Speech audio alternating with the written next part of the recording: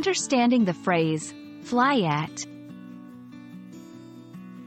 Hello, dear learners. In today's video, we're diving into the world of English phrases and idioms.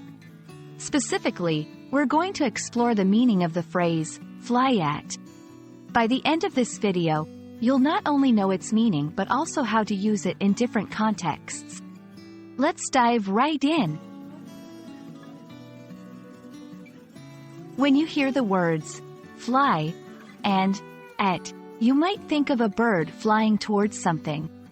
That's the literal sense. However, like many phrases in English, fly at can also have a more figurative meaning. Fly. This refers to the action of moving through the air, like a bird or an airplane. At. This preposition indicates direction or target. Together, in a literal sense, fly at could mean a bird or any object moving through the air toward a specific target or direction. In a figurative sense, fly at often refers to a sudden and aggressive action or reaction towards someone or something. It can be used to describe someone who becomes suddenly angry or confrontational. Example 1. When I mentioned the broken vase, she flew at me in anger. Example 2. He didn't expect his friend to fly at him just for being a few minutes late. In these examples, fly at doesn't mean physically flying. Instead, it paints a picture of a sudden, intense reaction. Here are a few tips when using fly at in conversation. 1. Context is key. Ensure that the context makes it clear you're using fly at figuratively.